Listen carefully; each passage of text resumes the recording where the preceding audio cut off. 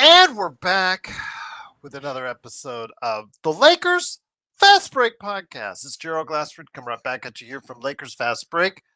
Pop Culture Cosmos, where we cover the latest news and trends in pop culture each and every week, twice a week, wherever you get your podcasts, and on radio stations worldwide. Josh Peterson and I are on the latest Pop Culture Cosmos, where we talk about the big win for How to Train Your Dragon, the live action remake scored at the box office. So we talk about that.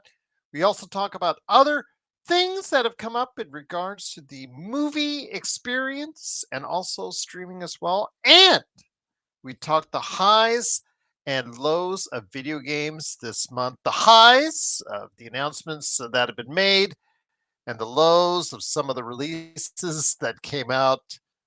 Talking to you, Mind's Eye. Ugh. Ugh, ugh.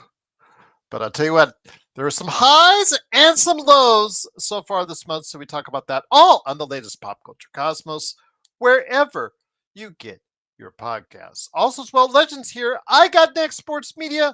Please go ahead, like and subscribe. Go ahead and make sure you take care of him. And also, as well, all the great people involved with the Lakers Fast Break. Also, as well, Daniel Barry Sports Highlights. Yo, go ahead and make sure you check out his 2K streams and all the great highlights that he has. You know he'll have at least one Otani pitching highlight on his channel. So go ahead and check it out. Like and subscribe there as well. Our good friends at the Lakerholics. You know Laker Tom is scheming away at some type of trade that he's trying to manipulate into existence. So go ahead and check out what he has, either at Laker Tom on Twitter or at Lakerholics.com. And also check out how Jamie Sweet trolls Laker Tom when he comes out with that article or trade. And then how Michael Heinrich laughs at both Laker Tom and Jamie Sweet on Lakerholics.com. It's an interesting dynamic between those three. Laker Tom puts it out as far as the trade is concerned. Jamie Sweet laughs at it. They go back and forth, yell at each other, or write nasty things to each other. And then Michael Heinrich comes in the middle with his 2 cents and then teases both those guys. So, yes, interesting dynamic on Lakerholics.com. Empire Jeff TV, you know, he's going to have something to say about the Dodgers. Otani, Shohei Otani going ahead on the mound today. Also, as well, the Joe Soro channel. Don't forget about him and the Joe Soro experiment. You know, he'll have something to say about Otani as well. I know he hit 100 on the radar, I believe, is what they were saying in the chat. But he did give up 2 hits and run. It's, I believe, tied right now between them and the Padres. So go ahead and check out what those guys have to say on their respective channels. Of course, also as well, Stone Hansen. He is coming up this week on Thursday. That's right, Thursday, I believe at 5 p.m. Eastern, 2 p.m. Pacific there. And then also our mega, I guess it's annual or close to being annual, NBA mock draft on Saturday at 5 p.m. Eastern, 2 p.m. Pacific. We will have hopefully a lot of people that are going to be stopping by. We will see. If you are out there and you're interested in being a part of this NBA mock draft, you know, what we do is you go there, you know, you're going to be responsible for some teams. Other people will be responsible for their teams, and they will pick away. If you want to make trades, we'll go ahead and see if that works out. And then, of course, we'll have Stone Hansen there overseeing all this and saying whether or not he likes or don't like as the draft expert like we've had before. So go ahead and check out the NBA mock draft coming up this weekend on Saturday as well. So looking forward to that. Plus also, don't forget all the great stuff that we do each and every time out right here at the Lakers Fast Break. Become a member today for just $2.99 a month. And then also as well, don't forget to like and subscribe to get us on those YouTube isms and algorithms and whatever isms to go ahead and just, you know, get us out there in more front of more people to go ahead and talk about what they're doing and what they're saying right here at the Lakers Fast Break Podcast. JSJ said, oh my God.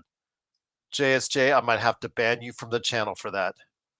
Oh my God, of all the crazy things you said. That's even, Legend, I'm going to bring you in now. I just wanted to make sure I got my opening spiel in. I apologize for that. But JSJ, you know, do you see that? Do you see that in the chat? Do you Oh, see that in the chat?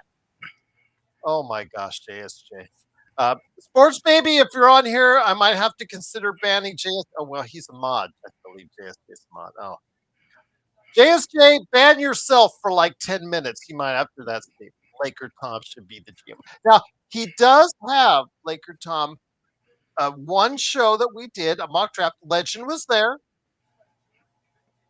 was really good, but that, like Rob Blanket, does not totally wipe out the fact that there are years of crazy Laker Tom trades out there. So JSJ, 10 minutes, 10 minutes for you, my friend, for that. That's almost as bad as Nintendo Switch 2 talk you've been talking about. So yes, actually that's probably worse. I'll just leave it at that. But of course, it is the Lakers fast break. Go ahead and make sure you like and subscribe today. Just kidding, JSJ, man. Nothing but love, my friend. Allie overrated. All right. But it is, of course, the Lakers fast break. Truly appreciate you joining us. It is game 5 happening tonight. That happened already. Of course, the major game, pivotal game, probably that will go down in the series. Oklahoma City came into tonight with the momentum, with the advantage coming into OKC. And of course, could Indiana work some magic like they did in game 1? It kind of looked like it was going to happen because despite all the turnovers that they had, despite the horrible game and the owie that now is his right lower leg, it's been hurting again with Halliburton, and despite the fact he had a miserable game, they were actually had brought the lead, had reduced the lead from a 18-point lead down to 2 in the fourth quarter. But unfortunately, it was not meant to be this time around, as they couldn't again in the clutch go all the way and get it done. OKC just a little bit better down the stretch, executed a little bit better, and you had OKC pulling it out, distancing themselves in the closing 2-3 minutes with a 120-109 victory. And here today to go ahead and discuss, it's a good man indeed. It is, of course, a good friend, the legend himself. Of course, the legend from I Got Next Sports Media. Legend, I'll bring it to you, my friend, before anybody else is able to jump on. I know I put the word out there, so I'm hoping that whoever's not watching the Dodgers game will be able to step on in here. Legend, I want to ask you this.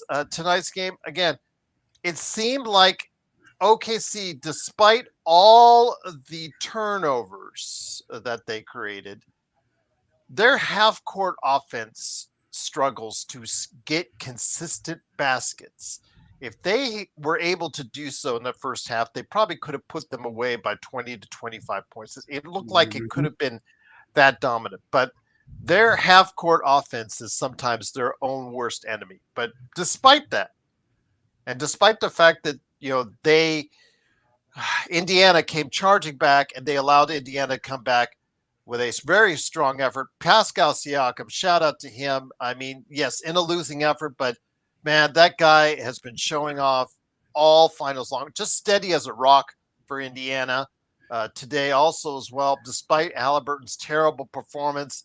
Again, Siakam stepping up to play 28 points. Again, they got good bench play. TJ McConnell this time around, Obi Toppin adding 12, TJ McConnell with 18. They were able to stick around until about halfway through the fourth quarter, started to drift off from there. Your thoughts on today's game and what really set it apart in the end for OKC with the big performances from Jalen Williams with 40 and SGA with 31. I think what really started pulling things away at the end is that championship defense started showing, forcing the turnovers, and just stepping up big when it counted. They could have choked when it got down to 2 and start falling apart in panic, but they didn't. Stay composed. They stepped up when you needed to. Started getting all them 50-50 loose balls. Started diving all on the floor. Shout out to Caruso. He played ball tonight. He played ball and he did all that. Didn't do much on the offensive end, but yeah, defensively, you could see him. He was the Alex Caruso that we know, legend. That Rob Plink, I don't know how you let that one slip away. Yeah, believe me, I said that on playback. When he made that diving play at when he stole the ball and dove in there, JSJ knows. I'm like, that was for you, Rob Palinka. Jeez, it's just still, and yes, we are still going to dwell on it. TH mother, you know what? Bleeping T. That's all I'll but, say. That's all I'll say about that. Go ahead, my friend. but it was definitely that defense. That defense to me was really what made a difference towards that end. It was the whole game, but at the end they stepped up when they needed to, forcing the turnovers, scoring all the turnovers like they usually do. You start seeing that Oklahoma City, like its legendary defense is being known historic, and they did what they have to do. They looked like champions at the very end, and they knew they had to win this game. You cannot go to Indiana down 3-2, and now they're in position to possibly close this out on Thursday. No worries. We'll see what happens. Yeah, they'll close it out possibly on Thursday. It does head back to Indiana, so we'll see. Indiana will have the lift, and I also think they'll probably get. Well, again, they got pretty good bench play on They the did. road. You're not supposed to have that kind of bench play, but I believe they outscored the bench of OKC, and you know what?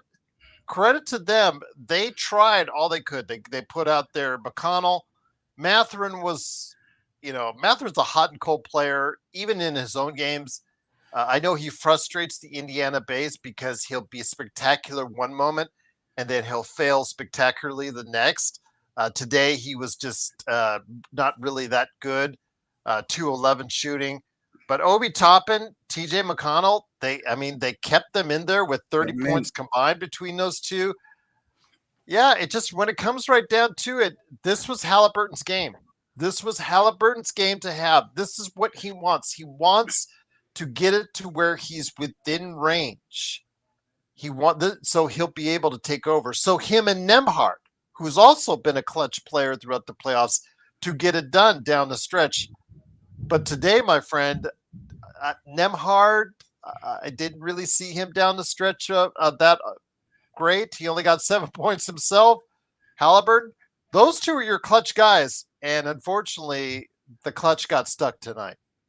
Yeah, they just were nowhere to be seen, and Tyrese he just had a bad game in this game, and that was a disaster first half. 0 for 6. I understand you were hurting all that, but it's NBA Finals, man. You can't go out here and lay an egg. You just can't do that.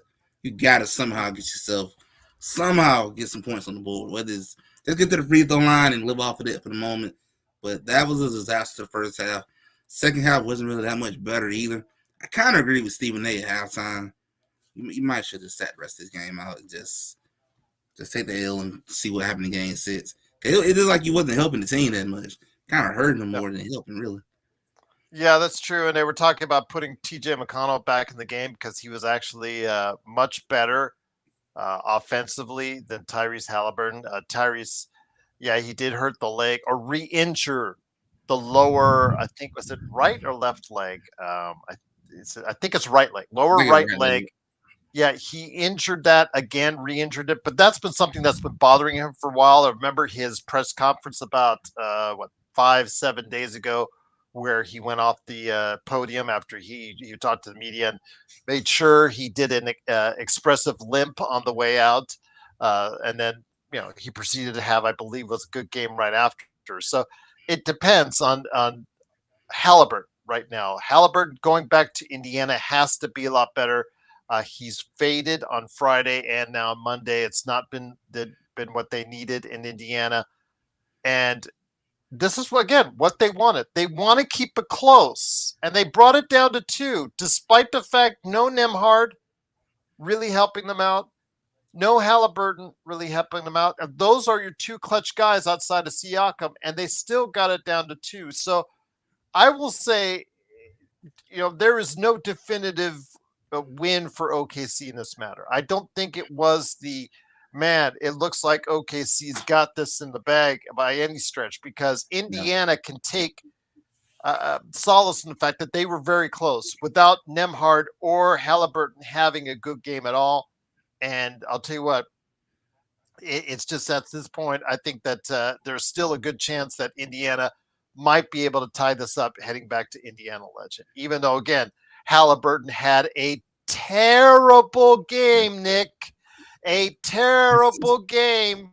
He was cheap. Absolutely a dud of a game right there for He was Halliburton and Nemhard. But take solace in the fact that you guys, Indiana, were within two, and Vari can take solace in that. Although he was cursing up a storm on the Joe Soro channel, I could hear him. I flipped back and forth on playback, and I heard him cursing up Halliburton about how bad he was on the Joe Soro channel because he runs that channel. And then I flipped back to the game. But your thoughts, my friend? I really think Indiana can take solace in the fact that they got it to within two without Halliburton and, of course, Nemhard both stinking up the joint.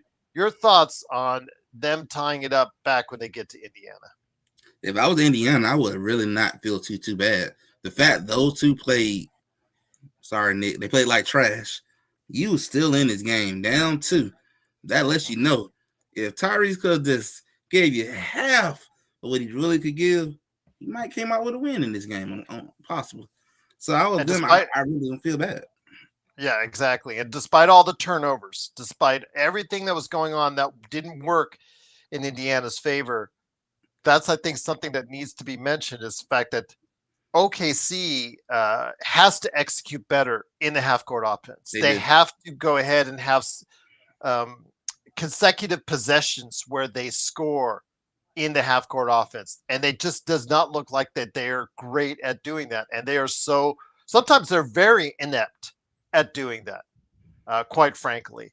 And I think that's why, and our basis of our discussion tonight in regards to the Lakers and other teams out there, again, I do not see these teams as like even Indiana in the East so far above the other teams. I see both these teams as in their current state being beatable. We're seeing it. I mean, Indiana almost had a chance, even with Halliburton and Nemhard being so terrible, they had a chance to go ahead and take the lead in the fourth quarter. And they've had a chance to go ahead and have control of this series on more than one occasion in this series.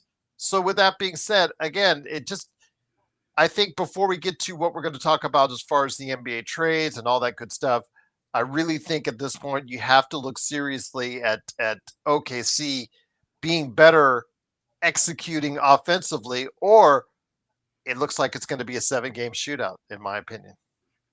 I actually agree too. Though that half court offense need a lot of work because they look sloppy. They look kind of just out of control and just all over the place. And I noticed when they're not scoring on the fast breaks, or if it's not a 15 plus lead, they ain't as comfortable. They start looking a little bit tight. And I noticed too with Oklahoma, they are not the greatest team in the world when the game is less than 10 points in that type of margin. They ain't the world greatest at handling that type of pressure.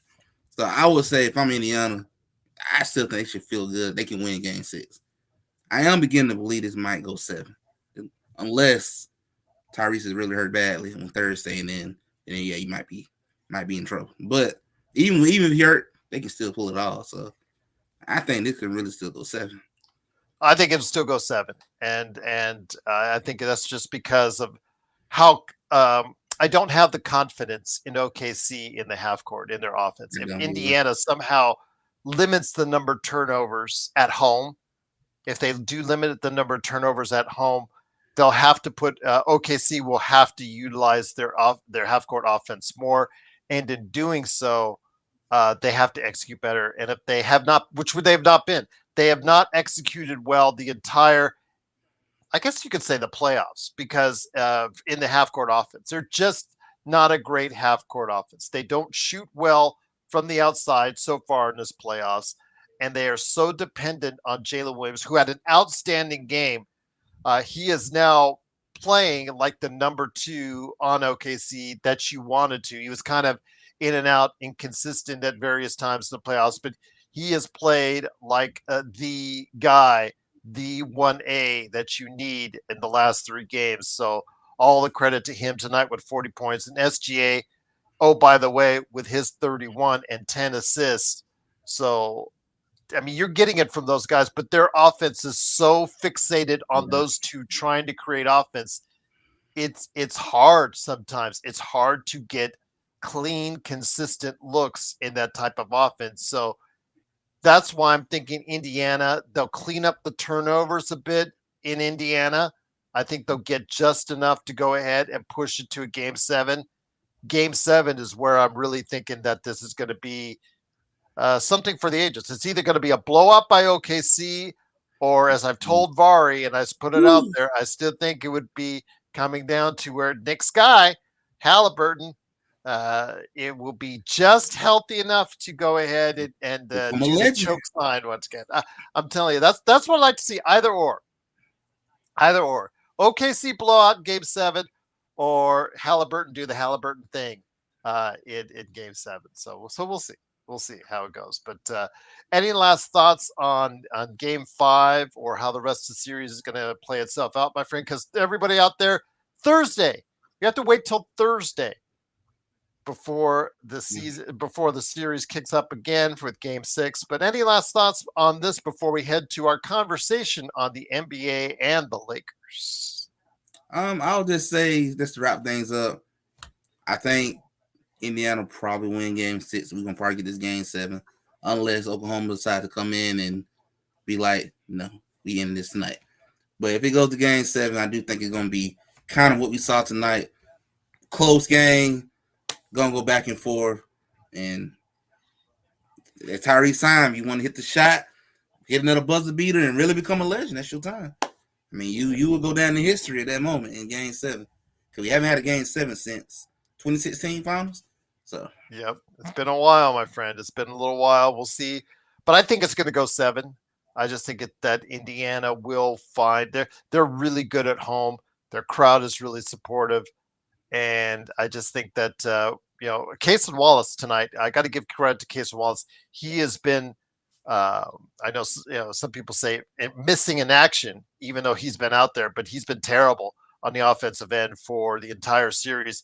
He showed up tonight, so give him credit coming off the bench, giving them some really good minutes as far as offensively. 11 points for him, but 3 of 4 from three.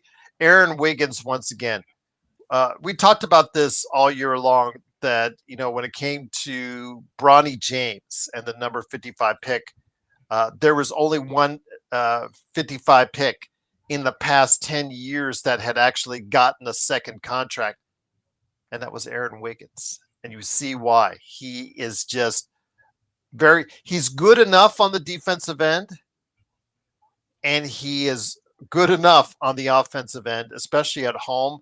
On the road, he's still, again, it's like a bench player on the road. Bench players on the road, for the most part, don't execute as well.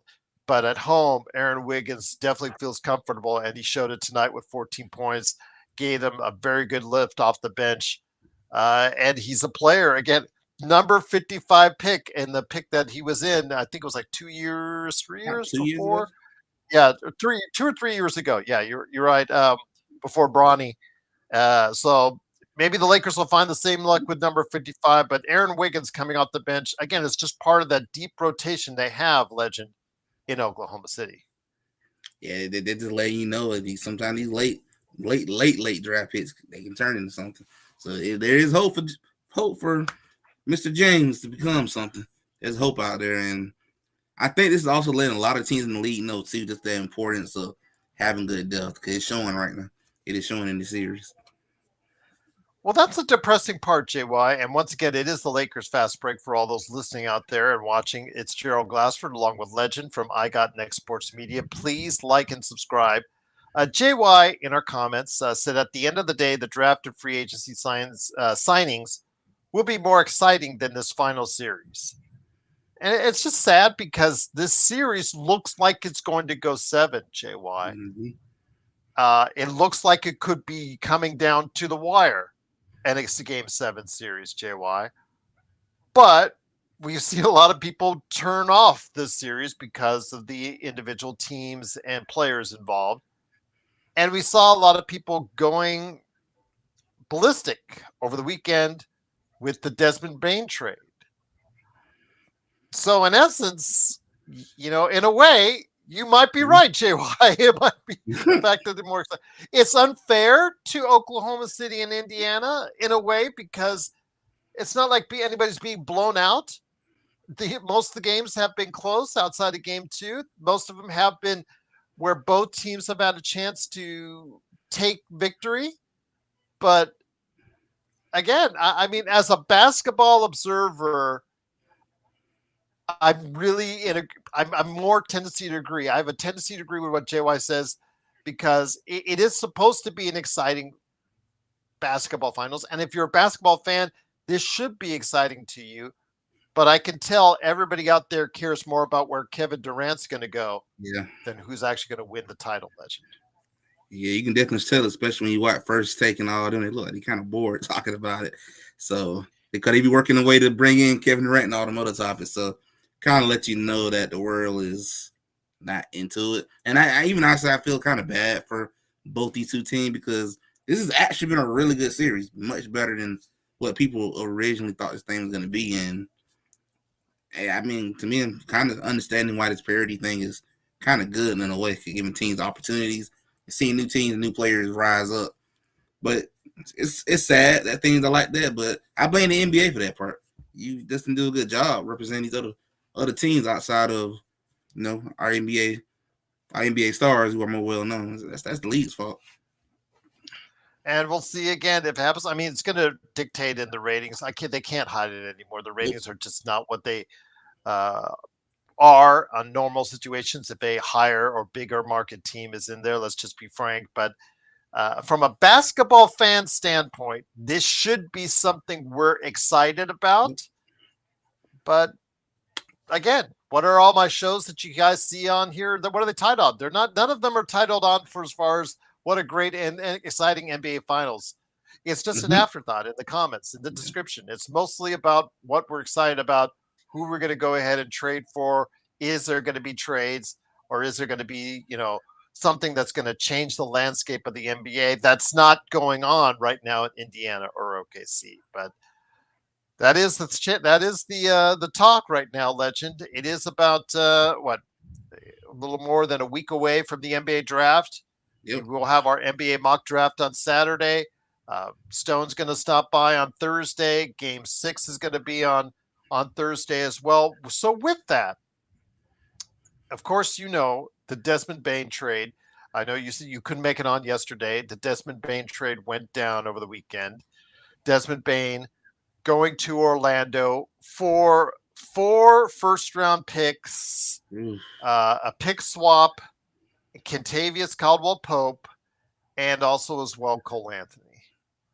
I'm going to say again, I do agree with Windhorst. You probably want to say for Desmond Bane, maybe the two first rounders in the pick swap was actually for him, for Desmond Bane, and then you'd probably say the other 2 first round picks were just to unload and dump off the salaries of KCP and Cole Anthony. Do you agree with that philosophy? Because Brian Windhorst and I don't usually agree on a lot of stuff, but I do agree with him on that. That of course the 4. Well, on paper, it looks like it's that on paper for that, but in all actuality, like the Kawhi trade. The Kawhi trade a long time ago is it was all these picks and SGA and all that. When actually it was both to get Paul George. For Paul George. It was to get Paul George to the Clippers to meet up with Kawhi. That's basically what it's about. So in essence, it was trying to get both Kawhi and Paul George together on the Clippers, and that's what the trade to facilitate was. In this case, I really think that half and the pick swap of those first round picks were for Desmond Bane, and half were just to dump the salaries of KCP and Cole Anthony. Legend, your thoughts on that? I'm thinking that maybe that makes a good sense of what really happened, because I was wondering a little bit when I saw that on Sunday. I was like, well, that's a lot that you gave up for Desmond Bane. That's a lot. But then that makes sense. Maybe that's why they did all that. But it also made me think, well, since he's worth 4 draft picks, that made me wonder, well, what can you get for an Austin Reaves or maybe what we got in the Warriors right now with our buddy that we got that probably got to do something with too. It made me wonder what we can do with them at this point now. So that's what I want to ask you. And again, it is the Lakers fast break. It is the legend from I Got Next Sports Media, along with me, Gerald Glassford. Appreciate everyone out there watching and listening. I know I had this conversation with Joe, and Joe, says, he just wants to keep the status quo. He wants to keep the same group, but he wants to build on top of that and try and get players to build on that top of that while maintaining the main players involved. And I just don't think you can do that. You cannot get significantly better. This Lakers team cannot get significantly better with just a $5.6 million MLE and your Amen. minimums. Same thing with the Golden State Warriors. The Golden State Warriors are not going to get significantly better and solve all the problems with just their 5.6 MLE and minimum contracts. They have their one up on the Lakers because they have more first round picks they can throw out there. They have a little bit more young talent that they can swing out there. The Podziemski thing, or Moody, or some, there are players like that they could go ahead and utilize in the trade. But the Lakers do have probably the best player between your teams and mine that they could throw out there. If you're not throwing out, and I'm including Atlanta too now. If they don't throw out Trae Young, if Trae Young does not go in a trade, and your Golden State Warriors, my Lakers, or either your teams, I think Austin Reaves is the gettable piece Right. for another team on the organization. I think something has to be done on that. I think in order for the Lakers to be able to reach that next step, and that next step is there for Golden State, for Atlanta, for the Lakers, for I said about 20 teams. 20 teams probably could go into the summer saying to themselves, you know what? If we make the right moves this summer, we can find themselves, or we can find our team at the end of the day competing for a high playoff spot, if not a title, because we just don't see OKC, New York, Indiana, Minnesota as teams that are just so perfect or so well built that they can't be beat. So with that said, my friend, I think of those teams, of many, their first round picks, you could throw a lot at people. But the thing is, though, Austin Reaves to me is the key piece. And again, he could and most likely will refuse a contract extension this summer and decline his player option to become a free agent in 2026. That's what it looks like it's heading to.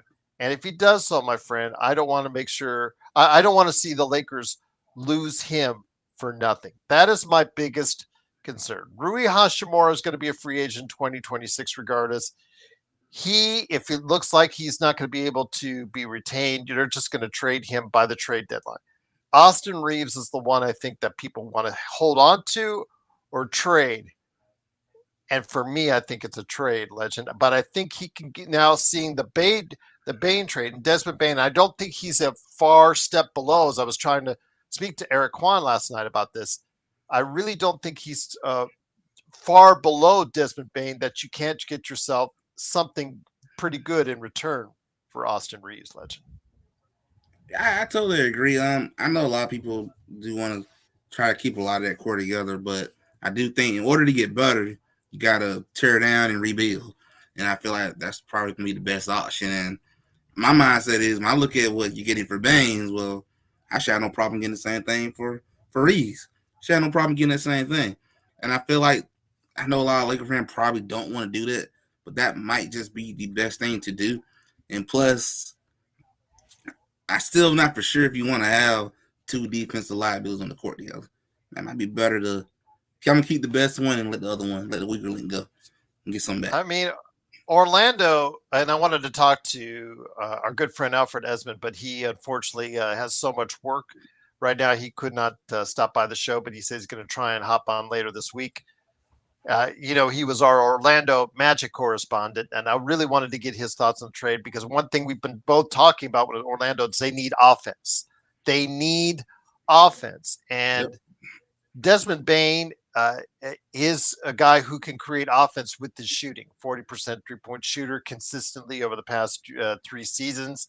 So he is one of the best shooters in the entire league. And he's a good enough defender that it won't substantially hurt you, because if you put him in the backcourt with Suggs, you've got still a very good defensive backcourt there, especially the fact that KCP fell off like a rock. And in Yeah, doing so, you put Desmond Bane there. Yeah, the contract is a little pricey at in the $40 million range for the next 4 years, but again, you're solidifying yourself for that core. I don't love the trade, Legend. I know it's what they needed. I still think they need one more offensive weapon to help out Paulo, because I think Paulo needs just a little bit more help. But they have a real shot to make some waves they next do. year in Orlando. Your thoughts on that? I really would have liked Alfred here, but I'm so glad I have you here who knows and understands the Eastern Conference. Your thoughts on the Orlando Magic, where they are now with the Bane trade? I wasn't really crazy about that trade myself, but I kind of knew they were going after him to get more shooting, high good 3-point shooter, add on and improve that offense that they're really needing to improve. And I'm actually surprised. I'm thinking that I'm surprised they're not trying to go after Austin Reeves myself. That would have been a pretty good deal to get right there, just because he fits what they Yeah. need. The thing is, and then I talked about it. I think Bane is a better shooter, statistically, much better shooter, 35 to 40%. You're talking right there, but and a better defender. But Austin is a better playmaker. Austin's a better playmaker, and maybe a little bit better all around scorer. But even though both are right around the 20-point mark as far as what they achieved last season. So again, I think they're both right, or maybe Bane you could put a little bit higher, but I don't put them that much higher. I don't put him that much higher than Austin Reeves. That it's anything. It's like maybe by a whisker, by a eyelash, that I would put Desmond Bane above Austin, a little bit above Austin Reeves, simply because he's more effective on the defensive end. But regardless, that means to me, I mean, if that set the market, that's the question. Did the Desmond Bane trade set the market now for this summer in regards to people, places, moving places, trading places for that amount of picks?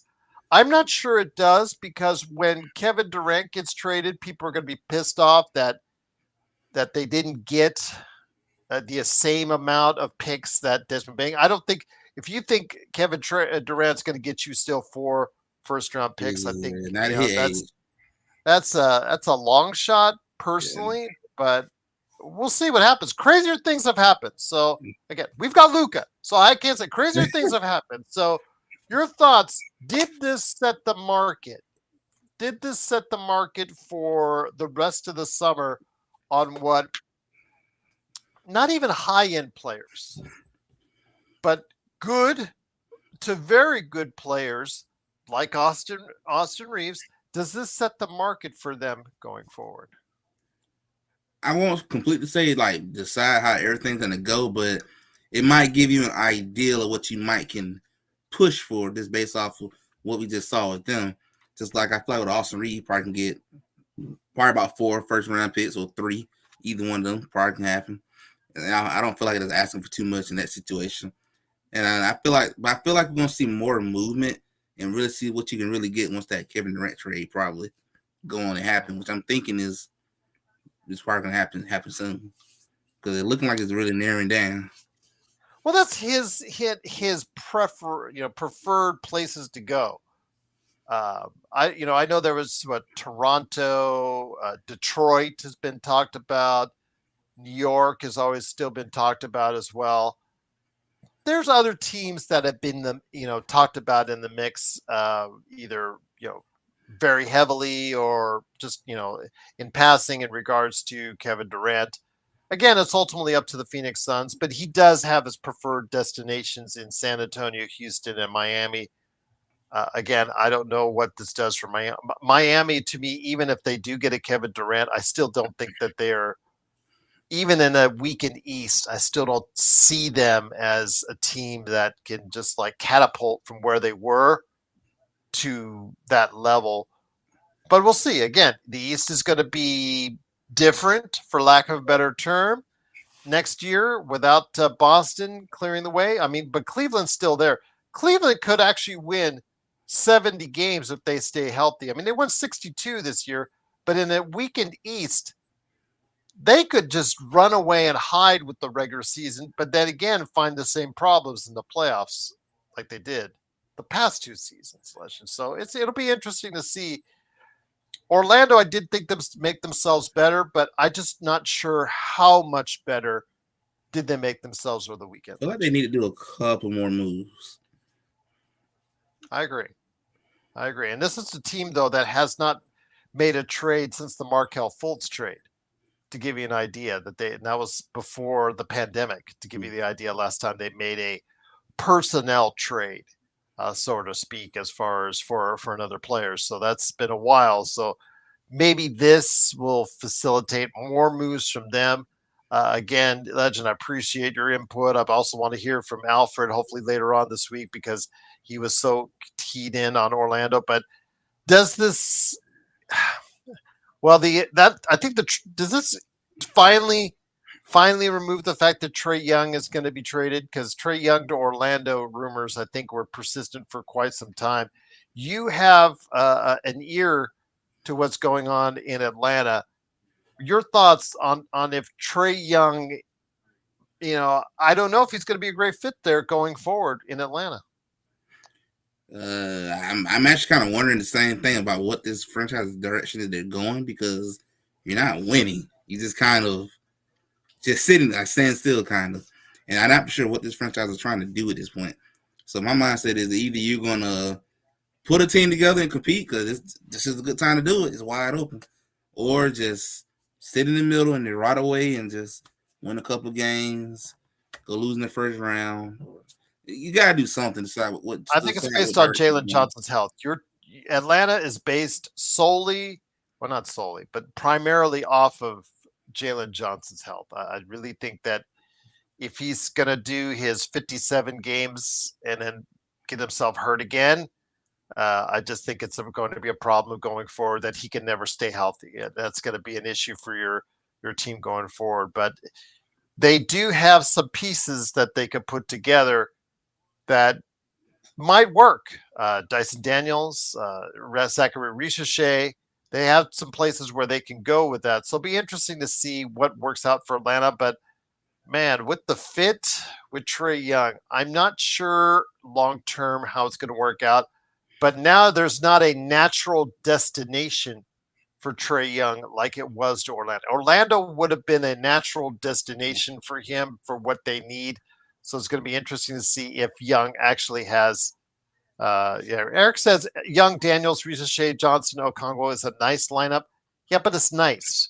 You said it's right there. You just said in a nutshell, it's nice. It's not a little more than nice. Good. It's not very good. It's nice. Even in a weakened East, it's nice. And nice will get you fourth or fifth, sixth in the Eastern Conference. I mean, that could be a 45-win team in the Eastern, 47-win team in the Eastern Conference, but that's scaring nobody in the playoffs, Eric. Absolutely scaring no one in the playoffs. That's the problem. You need a team with players that can be able to go ahead and, teams have to really just go ahead and come in and fear or worry about. And I'm just not sure that lineup is going to do it.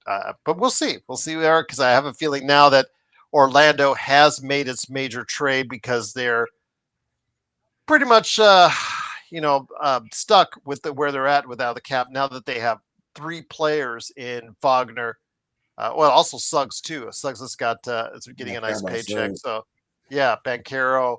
And now you've got four players you're paying some real premium money to. So now they're pretty much stuck. They're going to have to tweak around the edges, but we'll see what happens to Orlando. But Atlanta, again, it's a nice lineup, but I'm not sure how nice far nice gets you. But we'll see. And Okongwu at 6'9", is he going to be able to be a definitively good starting center. It took him 4 or 5 years to get Yeah. by Clint Capella in the starting lineup, and Clint Capella did not set the world on fire. I don't know. We'll have to wait and see if that's going to happen. But and No, Reese let's move Shea, on. Mm. Reese Shea has to go ahead and really.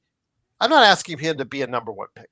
I'm just asking him to be developing into a consistently good player because he has some skills that I see that he can bring to the table. He just has to find it, like every rookie coming into a second season, has to start putting it all together on a more consistent basis. And I hope he does that. But Legend, let's get back to the Western Conference. And again, it is the Lakers Fast Break. Legend from I Got Next Sports Media, along with me, Gerald Glassford.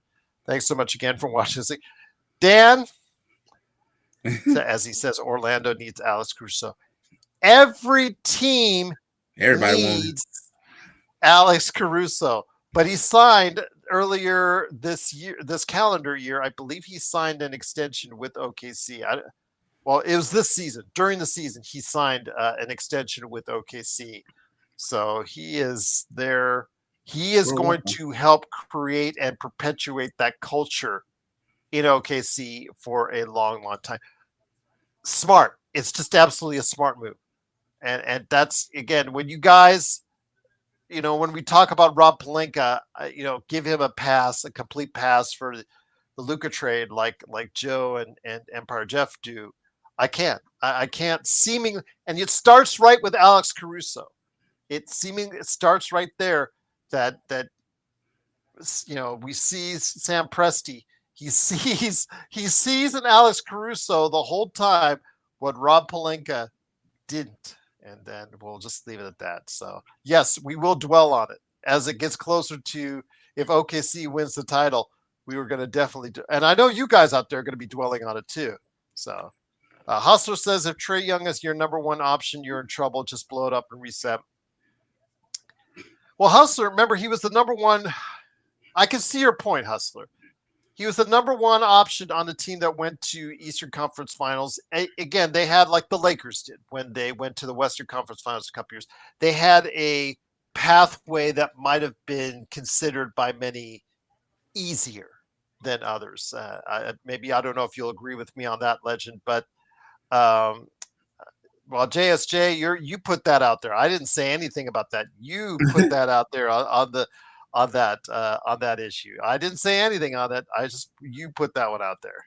And by the way, everybody will tell you, JSJ, that Magic made the trade. I say Rob was in the room when that trade happened, and I'll leave it at that.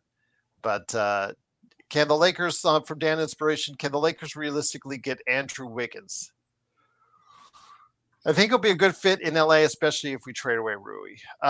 Your thoughts on that, Dan? Which Andrew Wiggins at this point of his career are you going to get? That's the question I have. Because I'm about to say that. I don't know which one you getting. Yeah.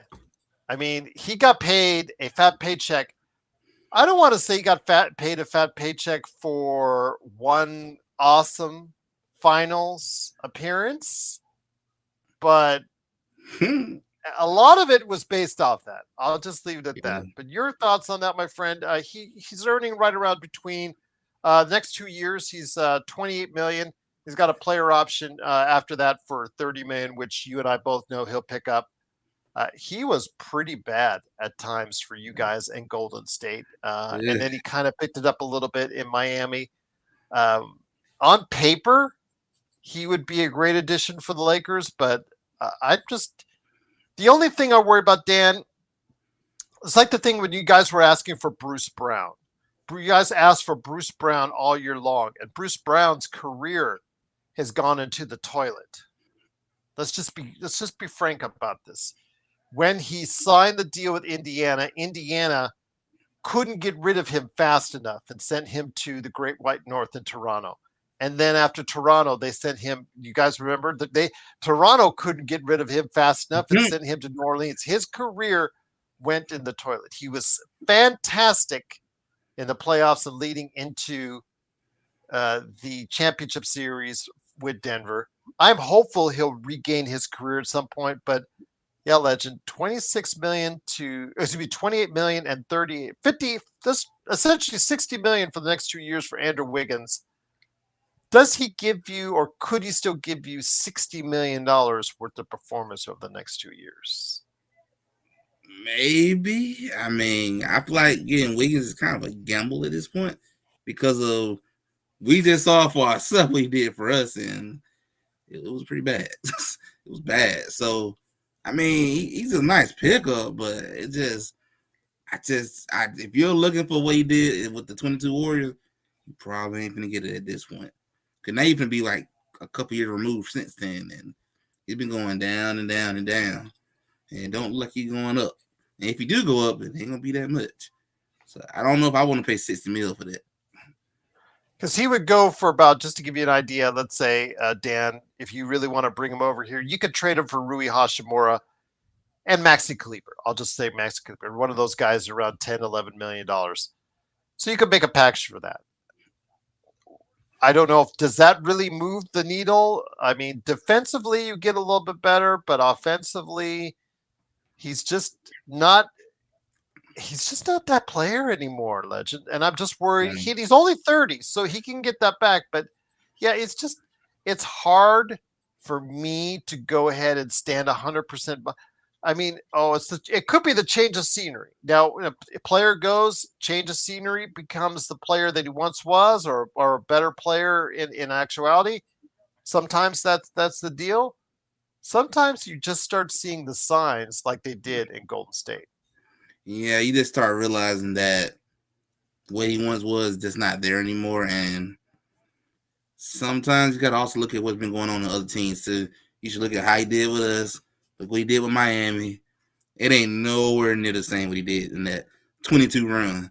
So to take that $60 million from Miami, I don't think it's worth it. Personally, I would say keep looking around. You can get something better. Don't jump the gun on that one.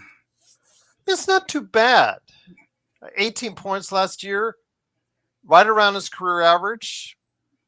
Rebounds, assists, right around his career average. Field goal percentage, right around his career average.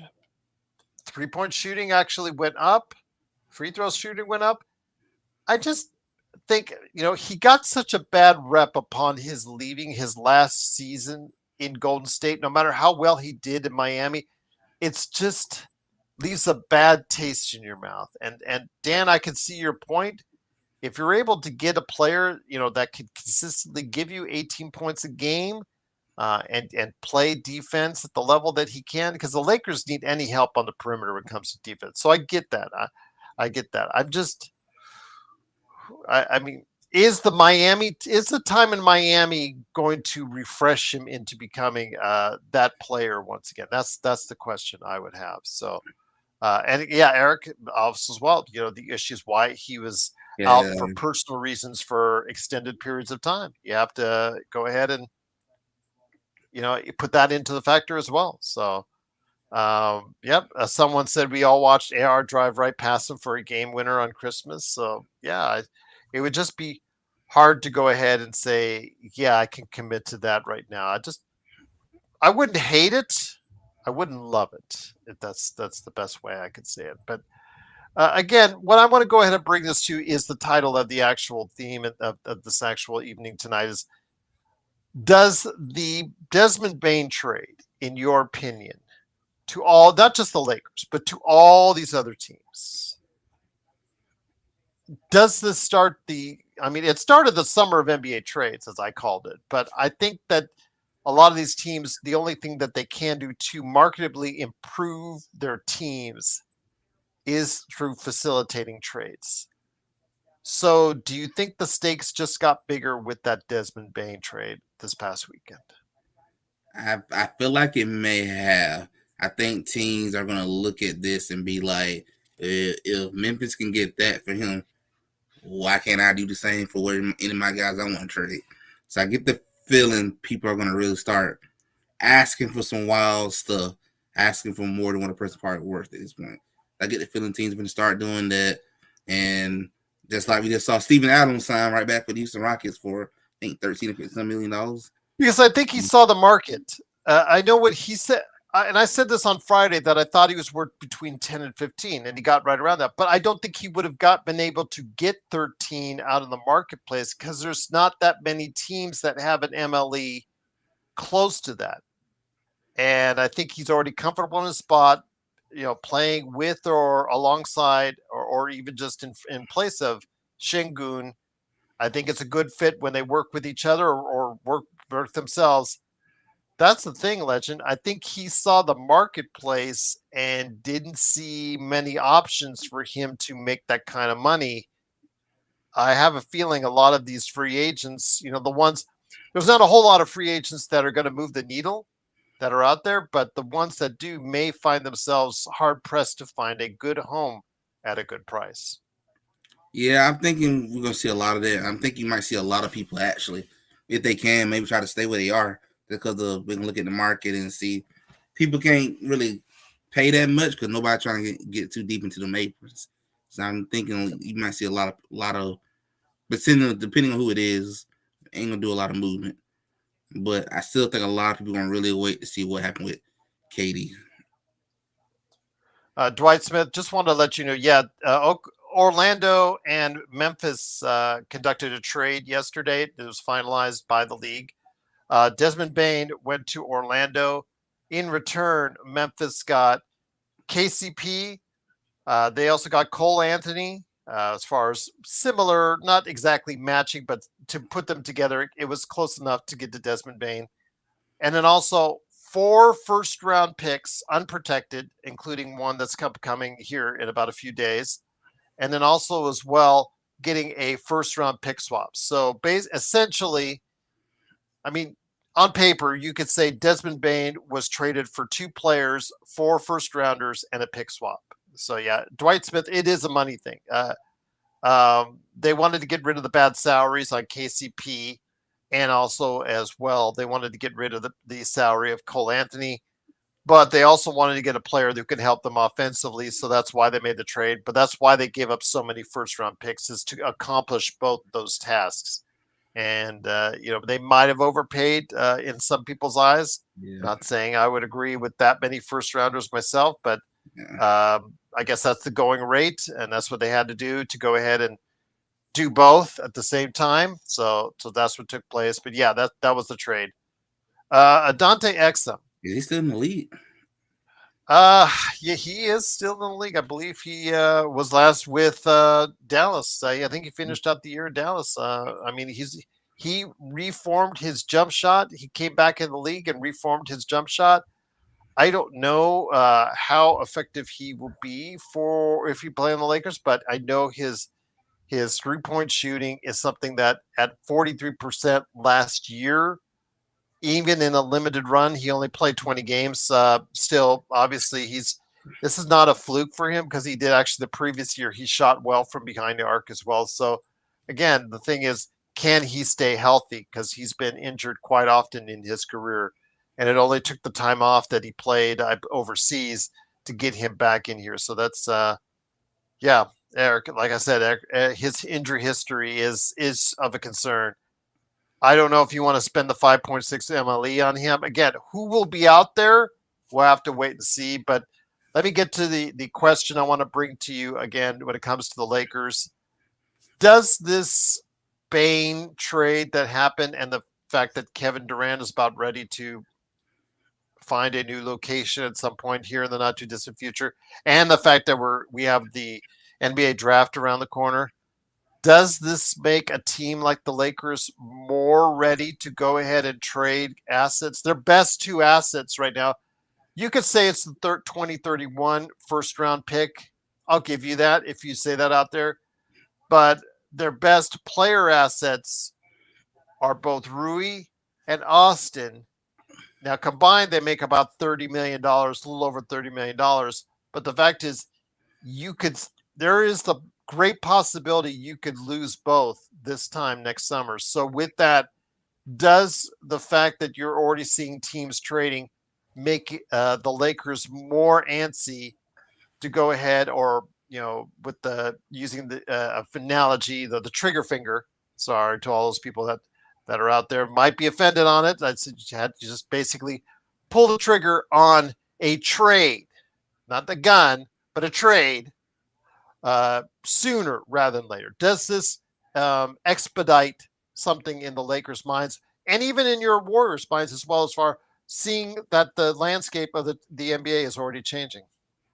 Yeah, I think it's gonna make them want to really consider doing something because you just saw what Desmond Bane got, so now they're gonna think that well we do the same thing, we can get a pretty good bit, which is why I'm thinking even if they don't do anything, I wouldn't be surprised if they would have made some phone calls and just see what is out there for someone like an Austin Reeves or maybe Reeves and Rui together or something like that, or the Warriors want to make a trade package with some of our young players, anything like that. I definitely wouldn't be surprised if they make some phone calls. So I'm thinking he's gonna do something, and I feel like it's not a bad time to really look into it, especially when you see stuff like that happening. To me, it's worth to look into. Even if you, maybe even if you know you're not gonna trade him, still just see what's out there. It could get a good haul. You never know. You never know, indeed. I do think that if they can, or get a player that they may not normally expect, um, I mean, I put packages together with those two and the other two expirings, or if you throw in Vando in lieu of one of the expirings, you can get something back that's decent. One, two, sometimes three players in trades that might be able to help move the needle from various trades that we've tried to do or on NBA Trade Machine myself, or if you look at Laker Tom, or if you look at many of the analysts out there for the Lakers, they've tried hard in trying to push the numbers on that. So there is the possibility the Lakers are going to have to do it. But with all apologies to Joe, again, I'm sorry. You're just going to have to. You cannot keep the status quo. If you're going to keep the status quo, the Lakers are going to have the same flaws going forward. And I just don't think you're going to be able to get exactly what you want with just a 5.6 MLE and the minimums that are out there. Now, I'm hoping that a player like, I don't know, I threw out there Quentin Grimes before as a possibility that they may be able to get him on the 5.6 if Brooklyn doesn't, bite on him. There may be other possibilities as well. You may want to go and reach out to, I know Clint Capella, his stock with the signing of Steven Adams, legend, for big guys that both your team in Golden State Yeah, needs and my team here in the Lakers needs, both need big guys.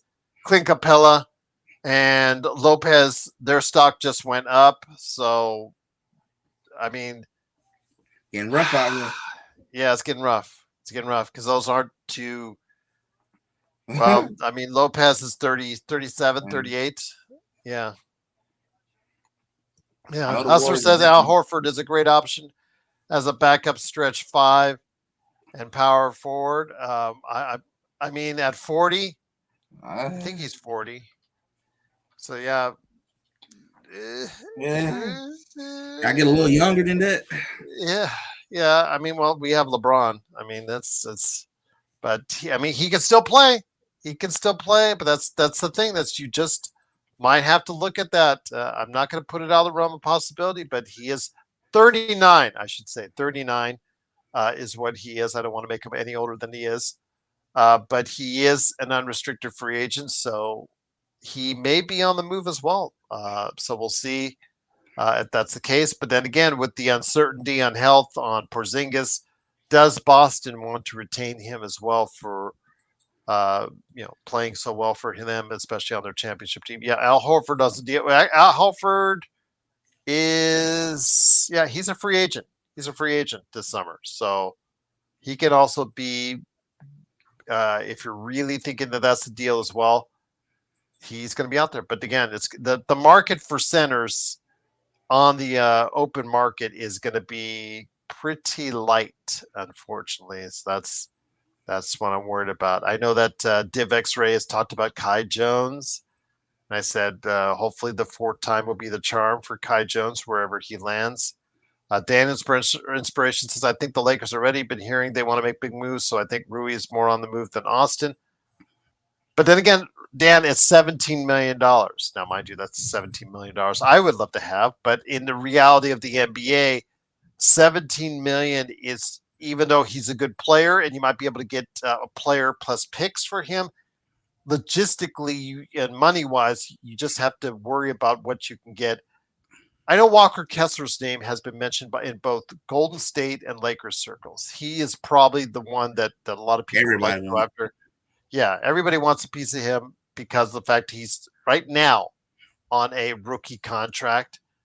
It ain't going to be so rookie, once he signs that extension. But for right now, it's a rookie contract. What's the word that you guys have been talking about in Golden State when it comes to Walker Kessler? Because I bet it sounds similar to what is going on here with LA as far as Walker Kessler being a target for either team. The same thing to LA. What do you gotta have in the end so we can take him off your hands? He gonna You've change got some more lives first over here. rounders than we do. You've got more first rounders than we do, so I'll give you that. I mean, I'd be like, what do you need? First round, you want Pope, you want Pod, or whatever you need. Here's your check, your draft pick. Bring him on there. Bring him on over here. Bring him on over here. That's the thing, though. I think that in order to do it, you're going to have to take some of the, I don't want to say dead money, but the Clarksons of the world, the Sextons of the world. Larry Markkinen is a name that's come up, recently as far as not really working out last season as well as they thought. He's got that big fat contract that he's got now that he signed before the beginning of last season, and it just didn't look like it was going to work out that well after seeing him play. I said the other day that I think that Markkinen is a player that I want to say that he plays exceedingly well. Everything went right in his season or two in Utah leading up to that huge check that he got. I'm not sure he is at that level of player that he is making earning wise right now. I just I don't see that Lauer Markkinen changes the universe in regards to the way he plays. So he might be moving as well. What would happen if Golden State, if Ainge calls Golden State or the Lakers and says, if you want Kessler, you got to take Markkinen as well? Man, that kind of sucks on that part. But I won't walk with Kessler, so I'll take him. We'll deal with it. Just give me Kessler. That is all that important to me. As long as he got that jersey on, I'm satisfied. Okay. All right. Well, I'm just asking because again, that Lowry Markkinen contract, I do not think will get much fresher. If you know what I'm saying, I think he can always be a 17 to 22 point player.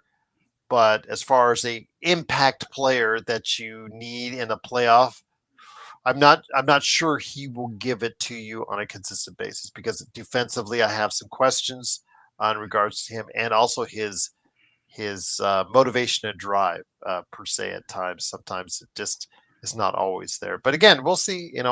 I just don't think he's the star that he's being paid as to make it what I guess. It's funny, Joe Sorrell.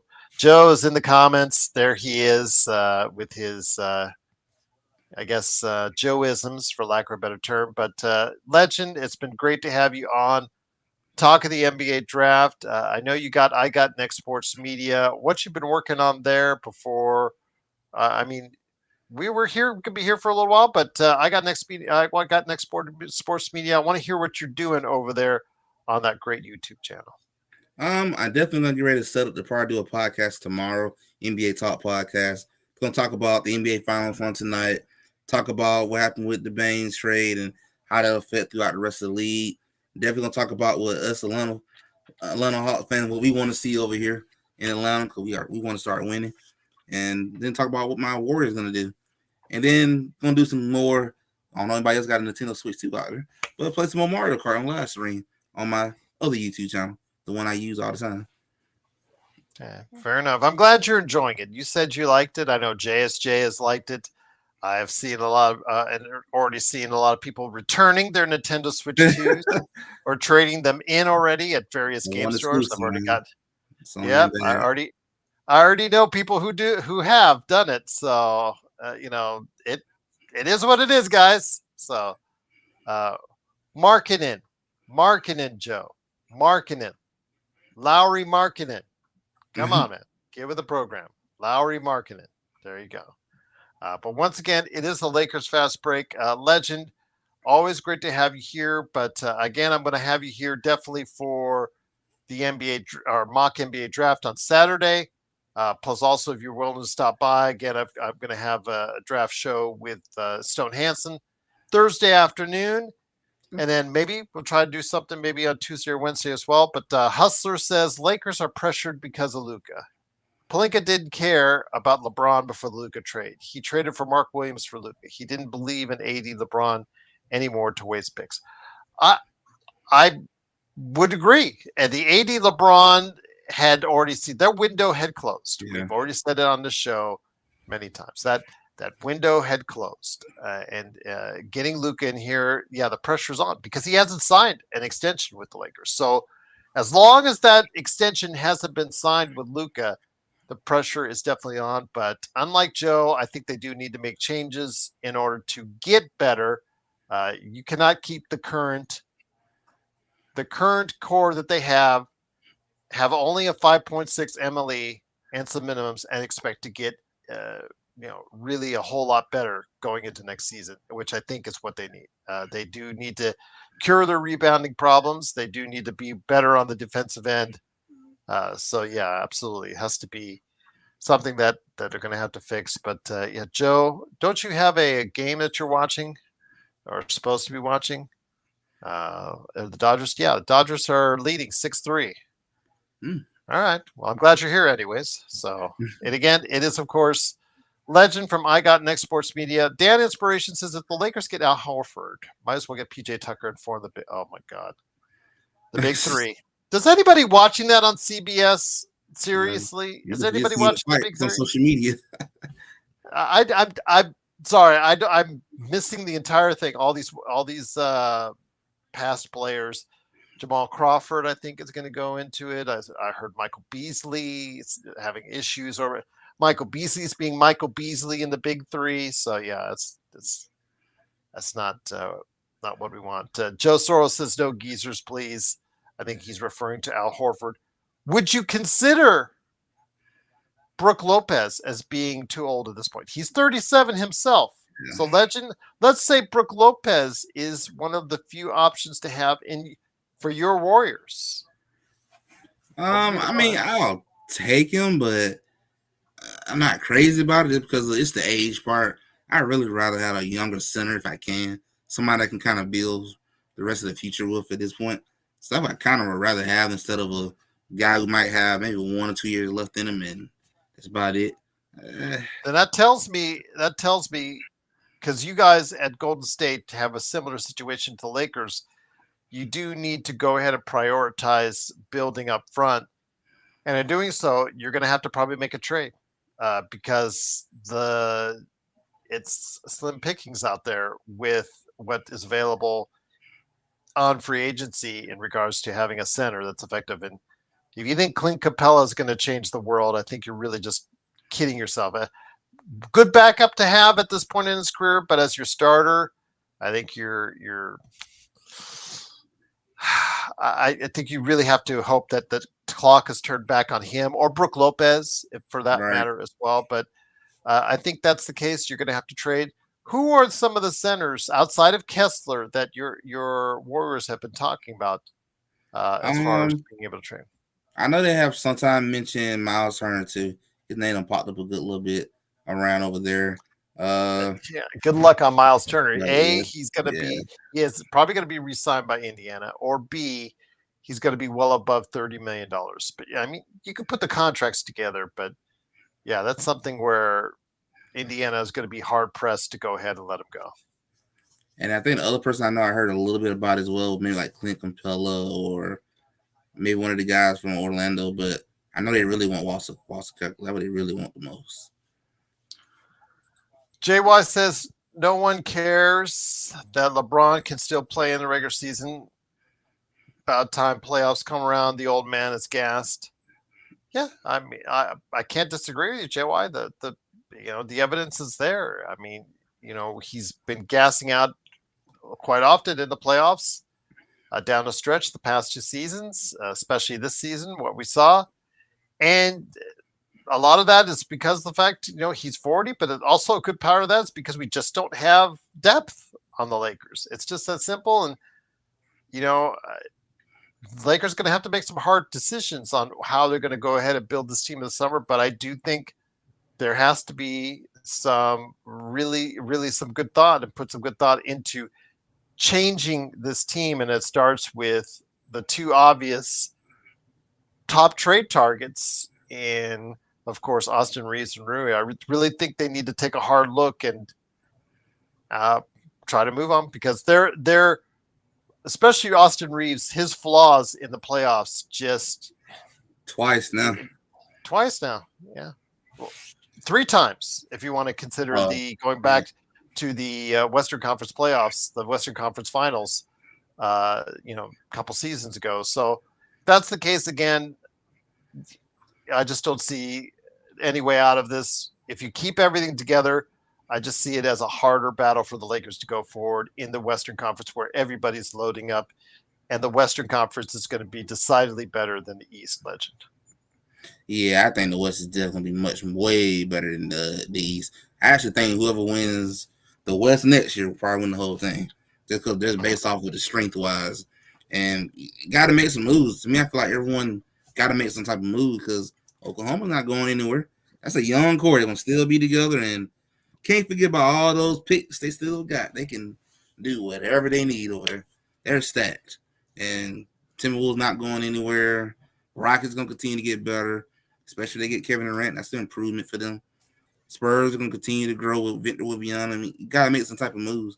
I just don't feel like it's good for any of our teams really just to sit here and stay impacted. You got to make a change. Otherwise, they're going to get left behind. That's true. Dan Inspiration with the Sadiq Bey shout out. It's been a long time since we actually mentioned his name on the show. He hasn't played, or he hasn't been in the game. He actually didn't play last season because of an ACL injury. So, I mean, if you want to go ahead and test him out, I think he's the type of player that if he comes out, maybe looks good in workouts, maybe even goes back into the summer league and see how that goes. But most likely a player of his tenure probably won't do that. So he'll have his private workouts. If he looks good, maybe you pick him up as a flyer for a minimum. But then again, I would not expect a whole lot from Sadiq Bey at this point until he really gets back on the court and puts some time in there. What happened? Shut up, Joe. But again, it is, of course, the Lakers Fast Break. Truly appreciate everyone out there watching and listening. Drip Show says West is sick of OKC. Gotta beat him, man. You gotta beat him. You gotta beat him. And the problem is, Drip Show, with all that said, OKC, with all the flaws that they have on that team and the fact that they cannot execute well in the half-court offense, as we saw tonight, it's what kept Indiana in the game as far as despite all the turnovers, despite Halliburton and Nembhard looking absolutely abysmal. Shout out to Nick T on that one. They were right there. They were within 2 points of actually, of competing with them right in the fourth quarter. But the half-court execution of OKC and the fact that they're just inconsistently shooting and from the outside, and the fact that they also have only really 2 playmakers on that team is a big concern going forward. But Drip Show, the thing is, they have a plethora of assets they can use to go ahead and get. They really wanted to. Yeah. So I think that they're going to be at a playoff level for quite some time. Maybe not a championship level. People are starting to talk about if they win this championship, it's going to start a dynasty. I'm not there yet. Yeah, I don't know about that. But they have all the foundation to do so. But the fact is, if they keep the core team as it is now, they are not infallible. They are not. They are very. They're a team that can be defeated. In as we saw, they almost lost to Denver this time around the playoffs. So again, if you limit your turnovers, you go ahead and get them more in the half court, you can stay close and actually beat the OKC Thunder. And hopefully the Lakers can find a nucleus, or your team, your Golden State Warriors. I know that your team hopefully finds a nucleus that can go ahead and do that. Last thing I want to ask you is about your Golden State Warriors, the Jimmy Butler acquisition. Looks great for a little while. They went on a big run during the regular season. Playoffs didn't quite Yeah, work out that well. Is this going forward your Curry, Butler, Draymond Green? Is that your trio going forward? They're not getting any younger. yeah. I don't know if they're going to get any better. Definitely ain't getting any younger. It's not a terrible trio. It's just the fact that they lacked offense. When Curry got hurt, to me, you really saw that where you getting the offense from. It showed, and then you can't rely on Butler to be Batman. He's not. It's not in him. So he's no longer playoff Butler. Nope, that's gone. It's over with. I feel like they need to find somebody else another good scorer who can step up and be there when Curry get hurt, or just be on the court with him too. So at least that way you don't have to rely so heavily on Butler giving me at least a little small image of playoff Butler, because it's not there. It's not there anymore. Well, with that, it is, of course, Legend from I Got Next Sports Media, along with me, Gerald Glassford. Thanks again for watching, listening. Joe Soro, who was in the chat, he is part of the Joe Soro experiment on the Joe Soro channel on YouTube. He is also on playback like we are. So go ahead and check him out right now if you want to finish up with the Dodgers game, or if you're a basketball fan, we will catch you Thursday on playback.tv/Lakers Fast Break. But also Thursday afternoon before that game, I'll have on Stone Hansen. I'll also have at the end of this week on Saturday at 5 p.m. Eastern, 2 p.m. Pacific, we'll have our NBA mock draft, which Legend is going to be a part of. Hopefully, if you're interested, email me, LakersFastBreak@yahoo.com. We'll go ahead and see if we can get some guys together that can go ahead and do this mock draft. So we'll go ahead and see what happens. Thameless says, good question. Is James Wiseman no good anymore, or is he worth taking a chance on? Remember, he had an Achilles tear. Yeah. Number one. So he will not. Well, he did it in the second game of the season. First or second game of the season? I think he did in the first game of the season. I think it was the first game of the season. Yeah, so he did it right off that. So he may be healthy. He should be healthy for next camp. I don't know, Thameless. You could. I mean, he has the body of center that you were thinking that should dominate out there, and then you see him play, and as Legend saw, not what you hope for a second overall pick. No, not what you would hope at all. So yeah, Joe he's never been good. Yeah, he's never been good. But again, looks can be deceiving. It reminds me a lot of Chris Washburn. If you go way back when, by the guy who just literally when he stepped out on the court looked like a guy who was going to dominate, and then fortunately, not only stuff on the court but also off the court got the best of him as well. So, but we'll see. Again, the Lakers are going to need some help. What we saw happen this past weekend with the Desmond Bane trade may facilitate that. If you have comments on that, whoever you want to trade for, or who you think the Lakers should go for, do you think it's time that they go ahead and part ways with Rui and/or Austin, and what they need to do? We want to hear and what you want to see in the comments. Go ahead and put them down below. Go ahead and make sure you go ahead and put those comments in there. We would really love to have you be a part of what we're doing here at the Lakers Fast Break. And again, before you leave, please like and subscribe. It really helps the channel. And Joe said it would not be wise for the Lakers. Har, har, har. Yes. Har, har, har, indeed. Yeah. A guy like that has to, I don't know, somebody will, you know what, Legend, I think somebody will take a chance. Somebody will take a chance on him just because he gets out of the car, gets to the court, he looks like he should dominate out there, and then you see a basketball in his hands, and then it's altogether different. But yeah, that's why I said, Joe, I didn't want to beat around I didn't want to be so specific that he was a coke addict, but let's just say he used a lot of coke, and not the drinking kind. But I'll just leave it at that with Chris Washburn. That was a career that was derailed. I know, Eric, you keep saying Trey Murphy, but I'm not going to say anyone. After Luka got traded to Lakers, no one is untouchable. No one. But Eric, whatever the Lakers have is not anywhere near what you're going to get or what you can offer for Trey Murphy. If New Orleans said today, and I did want to say this last night to you, But I should have said last night while you were on the air. Thank you, by the way, for stopping by on the air last night. If I was on the phone with New Orleans and New Orleans wanted to trade Trey Murphy, the answer back was that they would want a lot in return for Trey Murphy. Trey Murphy is more valuable to them right now than Zion Williamson. And I never thought I would say that, but it's obviously clear that New Orleans right now, what you can trade more assets for right now is Trey Murphy.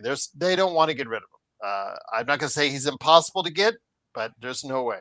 The Lakers do not have enough assets right now for Trey Murphy. I don't even think Legend with the 3 first-round picks has enough assets. They're gonna ask for a lot for him. Yeah, absolutely. So, which good center is the most realistic?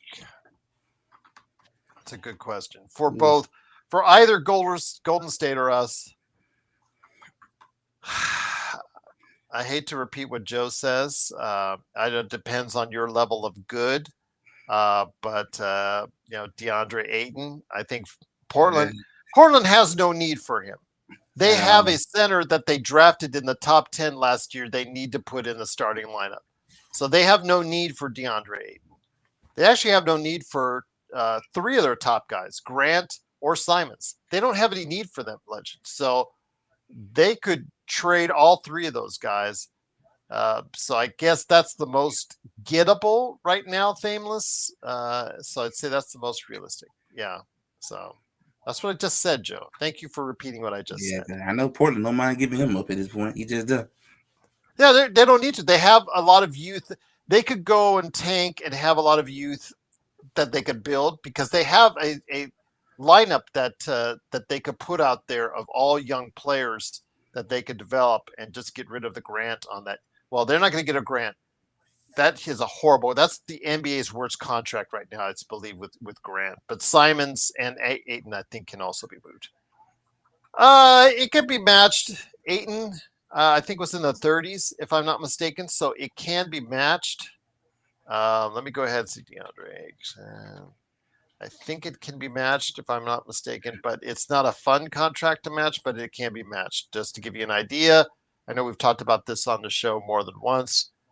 Bringing that up here in just a second, but it's in the mid 30s, if I'm not mistaken. So yeah, it's coming up right now. Yeah. Next year it's 35 million. It's only a 1 year though, guys. So he would be an unrestricted free agent in the summer. So it's 35. It is gettable. Because remember, I talked about Rui Hachimura and of course, Austin Reaves. That's about 31 right there. So you could do it. But yeah, just take Rui. They doesn't work like that, Joe. Doesn't work. Well, they may take. You know what? They could do that. They could take Rui, and they could take Maxey, and they could take Gabe because those 2 are expiring. Like Legend, probably has for his team. Probably has a couple expirings they could throw out there. So yeah, with a first. But is it really worth all that? I don't think DeAndre Ayton is. That's the thing. DeAndre Ayton, which DeAndre Ayton you're going to get. Some days he's there, some days he's not there. So, Ayton has motor issues, yes, to say the least. Yeah. Yes, to say the least. But as you say, beggars can't be choosers. So that's probably the most gettable Fameless out there is DeAndre Ayton would be my guess. Also, Jakob Poeltl would be somebody I think that also could be out there. Toronto is probably going to make some trades this summer. Masai Ujiri probably is going to look to make some moves. I would say Jakob Poeltl will probably be part of those moves as well. Those are probably 2 of the most gettable there. The one I would like, Walker Kessler, I think, is on everybody's list. But Jalen Duren, if Jalen Duren becomes available, if let's say Detroit somehow magically gets a hold of Miles Turner, you could see Jalen Duren on the block, but we'll see. But yes, I'm not convinced on Ayton. Joe is, but I'm just not convinced he's going to give you everything you need every game that you needed. So I'll leave it at that. He has no history that he's been able to give consistent play over a long period of time. He fades in and out with his motor. And in the playoffs, you need a guy like that to be able to stay with it, which he might. You never know. You're not working with Masai. Eric, if we talked about every team that supposedly won't deal with the Lakers or the Lakers won't deal with, that would take up half the NBA. I'm so tired of hearing that the Lakers rules or the Laker tax or this or that, or they won't deal with this guy because of this guy, or you won't deal with Masai Ujiri, or you won't deal with this GM, or you won't deal with Pritchard or whatnot. Man, if you call on the phone and you have something that they want, they'll deal with you. They'll deal with you. Yeah. Oh, well, they won't want 4 picks for Poto. Good luck. I'd say good luck, but the Lakers won't have it. They might get 3 if they get 3 for Golden State if they're bad first rounders. You never know. So we'll see. We'll see how desperate teams like the Lakers and Golden State gets in trying to get a big man. It'll be interesting to see. Hustler says getting Walker Kessler without Reaves is possible if Jazz draft a center like, but that's a very big if, Hustler. That's a very big if. Doubt Angie gonna give him up for nothing. Yeah, he's not going to give him up for nothing. So yeah, the thing is, you've got a center. He knows he's got a center that people covet, and he's going to make you earn every cent of it. I'm not going to say he's untradeable, but I'm just going to say he's going to make you earn every cent of it. Dan says Ayton won't be able to handle the LA life. Oh, he's going to party too much. Okay. Oh, there you go. Again, is it a maturing factor? We'll have to see with DeAndre Ayton. But again, the talent is there. You can't be number one choice and not have talent. But is it going to be there consistently for whoever he plays for the next, whether it's Golden State, the Lakers, or wherever else he plays? But I do know if I was in Portland, I would try to trade him this summer while he still has some value because he's on an expiring contract. So we'll see what happens there. But it is, of course, Legend from I Got Next Sports Media. Along with me, Gerald Glassford, I want to thank so much to everybody out there for watching and listening. Drip Show says Rob wants superstars at every position. I wouldn't disagree with you on that. He does go star shopping. For God's sakes, do not bring back Westbrook. That's all I'll ask. Just don't do that. Dan says going to re-sign Jemison. I liked his energy. I like Jemison over Koloko. Yeah, they can, but Jamison's a small 6'9" center. He's a body that can, set screens. Not really talented on the offensive end. Free throw shooting was interesting to say the least. I mean, as a third big man, you could do worse, and I think Koloko was worse. But we'll see. I mean, I just don't think if you are getting Jemison with the idea that you wanted to play real minutes, I think that's already a step in the wrong direction because Jemison's not that guy. He's just not at that level of a player. But we'll see. Hustler says 2 picks and Dalton should be more than enough for Walker, who's still a project. Well, the thing is, the Lakers don't have 2 picks right now, but I know a team who does. That'd be more of us can offer that part. Yep. We'll see. I'm not 100% sure the Lakers get another pick in as of July 1st. I know you have 2 first rounders now. I believe you get a third on July the 1st. If that's the case, I believe the Lakers will get a second first round pick if that's the case. So you never know. We'll never know. But Kessler might be gone before that. We'll wait and see. But it is, of course, the Lakers Fast Break. Catch Legend on I Got Next Sports Media. Appreciate Legend so much. You stopping by. Hoping to see you later this week. Just remove the protection on 2027. There would be 2 picks. You can't really do that because of Ted Stepping rule.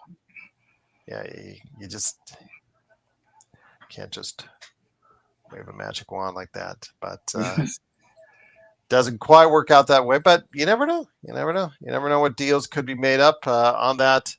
But it is, of course, the Lakers Fast Break. It is, of course, Legend from I Got Next Sports Media, along with me, Gerald Glassford. Again, let me look at those Lakers trade draft picks just to have that. So that. So that goes to future. So they've got the 2027 protected top 4 pick with Utah. So yeah, they could say, you know what, it's the first rounder, and just saying, we'll just remove the top 4 from it. I still don't think that's going to get it done. I just don't think that would get it done. Yeah, that's you're only removing 4 spots. It's just 4 spots. That's if the Lakers would win the lottery. If they were really bad and would win the lottery. So I mean, I'll give you credit, Eric. That's pretty. That's a good idea, but yeah, I don't think that would get it done. That would get, Legend could come in there with Golden State and already give them 2 brand new first round picks to start off with, and 3 after July 1st. So that's probably what you want to go for. But how many of us Lakers fans? You got to be really in love with Dalton Connect. Is what Ainge would have to be. How many of us Lakers fans are really waiting for LeBron to move on to ride your hand?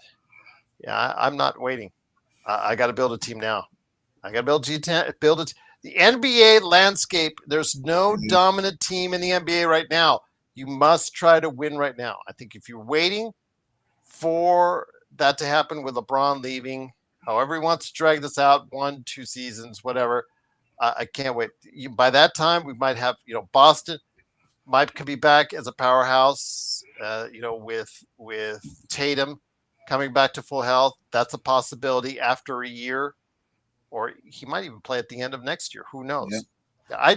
I don't want to take the chance. You've got to have the sense of urgency now, and I can't wait for LeBron. I can't wait for LeBron to leave.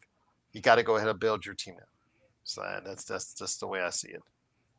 Trading James would be better. Ulysses, unfortunately, he is one of only 2 players in the league that has a no trade clause. And unfortunately, it's up to him if he ever wants to be traded. You see what's happening right now in Phoenix. Bradley Beal doesn't want to be traded. He loves the golf courses on Phoenix. Mm-hmm. And he is pissing off the Suns while doing so. You would also take Jamison over Cole. But I mean, again, Tay, Jamison's not going to give you much. As a third big man, on a minimum, sure, why not? But he is just offensively challenged, and I'll leave it at that. But yeah, great chatting with everybody tonight. But yes, Dan said, by the way, the Dodgers won. Good for the Dodgers. Joe is happy. I'm sure he'll get on the horn right there at the Joe Sorrell channel in the not too distant future to talk about it. Or Empire Jeff, give him a shout out as well. Daniel Barry Sports Highlights, he stopped by. Yo, make sure you go ahead and like and subscribe. Don't forget the Lakerholics. Don't forget Stone Hansen. I'll try to get on Alfred Esmond later this week to talk the Orlando trade. All that good stuff I'm going to have for you because it is starting to heat up. The finals are starting to wind down, but the NBA season, the real season of trades, are starting to heat up, and we'll be talking about it each and every time out right here on the Lakers Fast Break Podcast.